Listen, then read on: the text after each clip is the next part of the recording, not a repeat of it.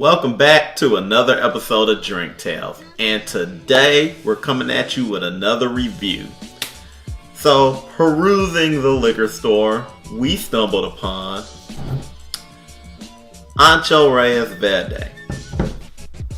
So,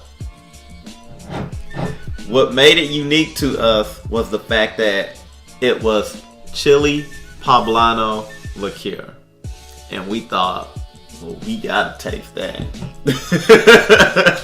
It was either that or the mezcal with the scorpion in it, and no. Yeah, we're not ready. We're not ready to eat arachnids yet. Absolutely not. So we stumbled upon it. I'm gonna read the back a little bit, okay. give a little read through of what this is all about, and educate them as well as ourselves. And of course, this is probably one of those bottles. Some of you probably saw this on the shelf and was like, "Ooh, neat," but didn't pick it up, or even passed it by, because I know we passed it by like several times before we actually like looked at it and was like, might be something to give a shot. Comes out of Mexico, of course. Made from the beloved and unique Chile Poblano, and inspired by a 1920s era recipe from the town of Puebla de Zaragoza, where we make Ancho Reyes Verde today. Influenced by the old world liqueurs, Ancho Reyes Verde is of the earth, invoking a sense of timelessness and expressing the essential flavors of Mexico. Now, it goes on to say that it has an inviting aroma of fire-roasted green poblano chiles and charred tropical fruit. they don't specify what fruit. It says brings the flavors of roasted golden pineapple and bright green chiles with a savory touch of acidity, finishing with rich texture and piquant heat. And there's more, but I'm not gonna read it. I'm not gonna read the rest. Just know that that's what they're thinking. And they've provided with their bottle drink menu, a cocktail menu, their version of a margarita. So sometime down the line we gotta try this. I wonder how a margarita would taste with this in the Damiana. We might have to find that out in the very near future. But enough talk. I want to taste this. Okay. Now, spicy margaritas, because margaritas was their recipe in here. Spicy margaritas aren't an uncommon thing. So I guess this is their way of cutting out the middleman. I can smell the spice on this. Oh yeah. Oh wow. Yeah, that's gonna be hot. I could tell. 40% alcohol per volume. So it may be hot, but it may not be that strong.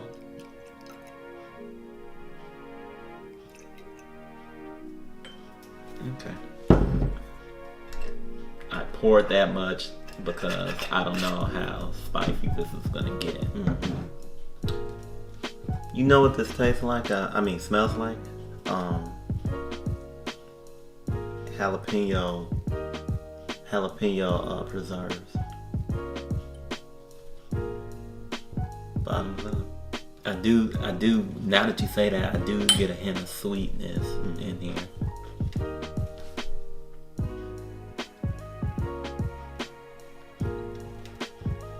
Ooh, that's spicy. But that's good. Okay. It's the right amount of spice. And the right amount of sweetness.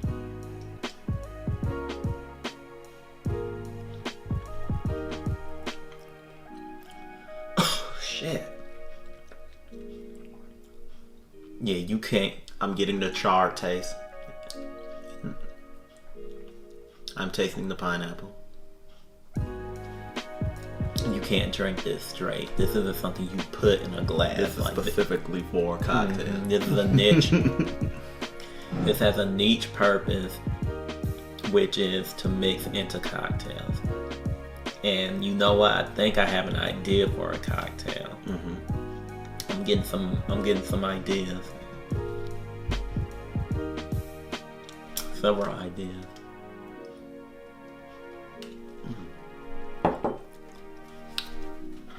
The direct smell combined with the taste itself, I'm not gonna lie, kinda off-putting. Because of that heat, and because like you can tell like this was made with the actual pepper. Like you get the essence of that pepper in full effect. Like there's no artificial or there's nothing artificial about that or anything. I've been sitting here the entire time trying to think of a good meat and cheese combo for that. Just for if you were sipping that alone. Although that's not much of a sipping liquor. Yeah, I wouldn't sip this alone unless you really, you know, can take that. But this is good. I can see maybe a pepper jack cheese with this, and maybe you just throwing heat on heat. Yeah, because they're both not that hot. This is spicy. Pepper jack typically isn't that spicy, and they're spicier cheese. Trust me, they're pepper jack. So the perfect balance for this is citrus, a sour citrus, because the heat and the sweetness can be overwhelming alone, which is why you have to, just putting this out here, guys, mix this. Mix this in cocktails, mix this in punches or whatever. Oh, that would be a good punch. That would be good in a punch. You can't drink this by itself. This is a great summer liqueur too. That it would be good in a summer punch, like a fruit punch with this in it. This is interesting to say the least.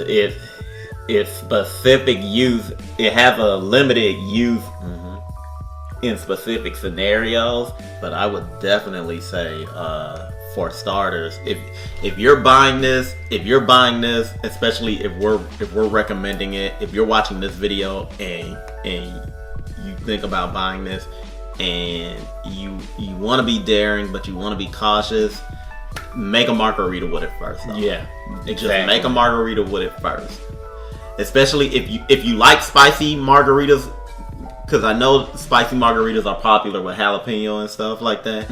If you like a spicy margarita, I'm positive that using this in your typical margarita recipe, adding this into it will plus your margarita and you'll enjoy it. You wouldn't even need the spicy. You wouldn't even need a jalapeno. Yeah, that's what I'm saying. In there, you could use one as a garnish. But honestly, why would you do that when you could just get the Poblano pepper that this stuff is made? Exactly. And that's what I'm saying. If you're cautious about this and you want to know how to drink it, but you don't know if you want to drink it straight up, which, by the way, I would say don't drink a whole glass of this straight up.